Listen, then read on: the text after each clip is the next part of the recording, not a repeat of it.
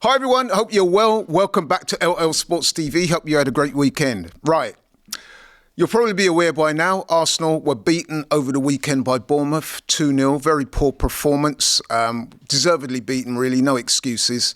Personally, I think there was an element of complacency amongst the players. I think they were sloppy and error-strewn, not good at all. But the purpose of this video is to raise a point that's been bugging me for a little while with Arsenal now. And with this latest game out the way, I thought I'd raise it, see what you guys think. And I'm going to invite your comments at the end of the video. Discipline. Discipline for me now at Arsenal is now becoming a real problem. The inability to keep 11 players on the pitch. And if we don't sort that out, I think it could cost us dear this season. You simply can't keep playing Premier League games against top-level opposition and going down to 10 men and expect to win games. It's just simply not going to happen. And that's happened 3 times now this season. First, it happened against Brighton. It happened against Man City. And now the latest game against Bournemouth. It's not good. And listen, when we played Brighton and it happened, we said we were going to learn from the lessons. We didn't. When we played Man City and got Man sent off, we said we're going to learn the lessons from that. We didn't. And now it's happened again. And against Brighton and Man City, you could argue that, we played relatively well considering, but we didn't win either of those games. The Brighton game we drew 1-1, the City game we drew 2-2.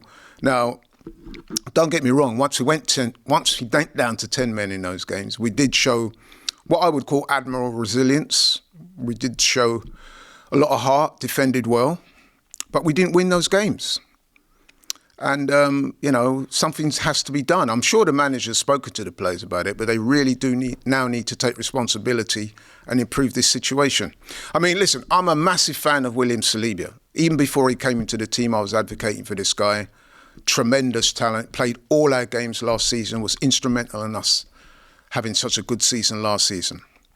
Some people were saying that the sending off was harsh. If you haven't seen it already, it was basically Trossard with a pretty poor back pass, kind of wrong-footed Saliba. The striker had the run on him. There was a coming together, and the guy went over. The referee at first gave a yellow card, and those of us who was in the ground, I was at the ground, I was at the game with brother Robbie, we were sort of quizzical as to whether he'd get away with it or not. But once you saw the referee called over by the VAR to look at it again, we kind of knew what was happening. There was this big debate about whether he should have been sent off or not, but I think most people opine that it was the correct decision after all. But my point is, a player of William Saliba's quality and experience, I mean, he's played a lot of games now. He's also played for France at the top level. He should not really be making those types of mistakes. People have said to me, Laura, it was a heat of the moment thing, But I would say to them, listen, he's a top-level professional. He should not really be making those mistakes.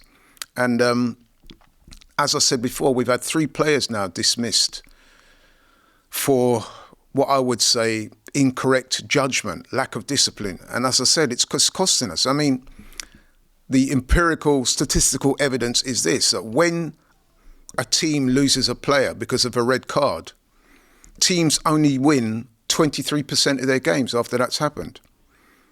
They draw 18% of those games, and 59% of those games are lost by teams that have a man sent off.